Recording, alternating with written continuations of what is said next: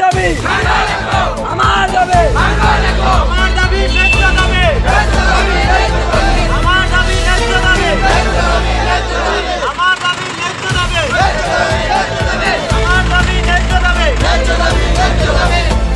এইবাৰ বকেয়া ধন আদায়ৰ দাবীত চাফাই কৰ্মীৰ অভিনৱ প্ৰতিবাদ। ধুবুৰী জিলাৰ অন্তৰ্গত বিলাসীপাৰা পৌৰপতি কাৰ্যালয়ৰ সন্মুখত চাফাই কৰ্মীৰ 5 মাহৰ বকেয়া ধন আদায় দিয়াৰ দাবীত প্ৰতিবাদ সাব্যস্ত কৰে। সমাগত দুৰ্গা পূজাৰ সময়তো বিল নিদিয়াত পৌৰসভাখনৰ অধীনৰ শ্ৰমিকসকলে আক্ষেপ উজাৰিছে। বিলাসীপাৰাৰ পৰা আসিৰুদ্দিন সিঙৰ ৰিপৰ্ট, এনি আসাম 24/7। লেবার আছে কর্মচারী কাম্পমুটি হ্যাঁ আজকে এক একজন 12 বছর 13 বছর 15 বছর করে কাজ করতে হতো, 13-7 বছর হয়েছে, কারো 8 বছর হয়েছে।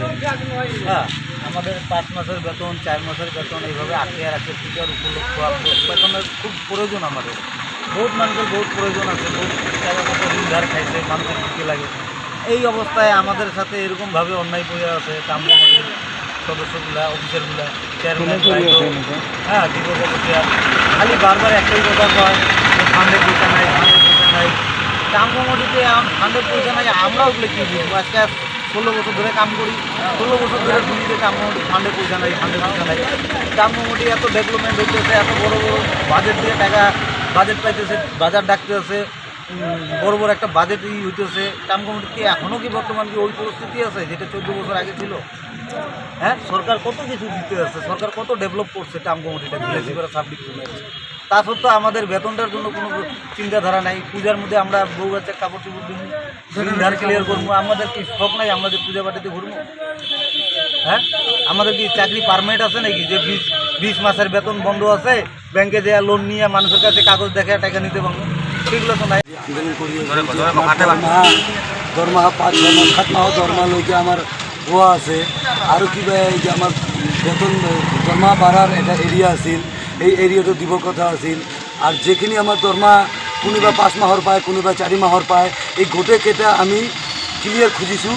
ইহঁতে কালি 20 তাৰিখত আমি চিন্তা কৰি 20 তাৰিখত আমি এটা এপ্লিকেশ্যন দিছিলোঁ ইহঁতক। এই 20 তাৰিখত দিয়াতে আজি হ'ল 5 তাৰিখ, 15 দিনত একো ডিচিশ্যন লোৱা নাই। আজি 2 দিন হ'ল আমি ষ্টে কৰি আছোঁ। আজিলৈকে এতিয়ালৈকে কোনো অফিচাৰৰ ৰেছপন্স দিয়া নাই যে তোমাকৰ দৰমহা দিম বুলি একো ডিচিশ্যন লোৱা নাই।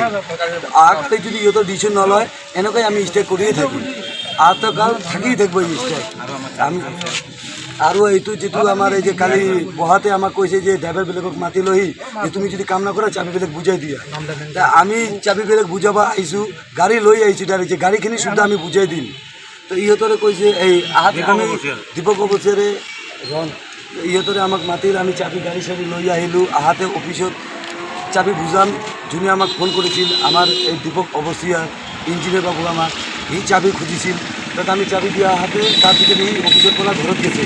তাৰপিছত আমি ইমানবাৰ ফোন কৰিলোঁ, এতিয়ালৈকে ৰেছপন্স দিয়া নাই, এতিয়ালৈকে চাবি লৈ অহা নাই, এতিয়ালৈকে আমাৰ কিবা প্ৰব্লেম কি সমস্যাত আছে এতিয়ালৈকে একো খোজ লোৱা নাই। পূজার উপলক্ষে দীপক দেৱে খুজিছিলে আমাৰ ইঞ্জিনিয়াৰ, সিহঁতৰে খুজিছিলে চাবিখিনি। আমি গাড়ী শুদ্ধ লৈছোঁ, চাবি লৈ আহি আমি দিলে নহ'ব, আমাৰ গাড়ী শুদ্ধ বুজাই দিব লাগিব যে আপোনাৰ চাবিৰ লগত গাড়ীও আছে, এই যে গাড়ীটো লৈ লওক। দিছোঁ, এতিয়ালৈকে চাবি লৈ অহা নাই। আৰু আমি যে এনেকুৱা প্ৰব্লেম এই ষ্ট্ৰাইকত বহি আছোঁ, এতিয়ালৈকে কোনো ৰেজাল্ট দিয়া নাই। কোনো এটা 11টা ৱাৰ্ড কমিশ্যনৰ ভিতৰত এটা ৱাৰ্ড কমিশ্যন অহা নাই, চেয়াৰমেনো অহা নাই, আৰু অফিচাৰবিলাক এটা অহা নাই যে তোমাদের সমস্যা আমি দূৰ কৰিব।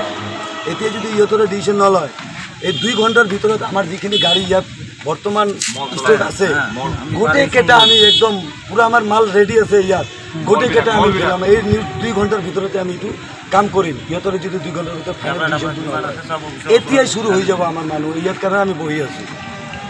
এতিয়া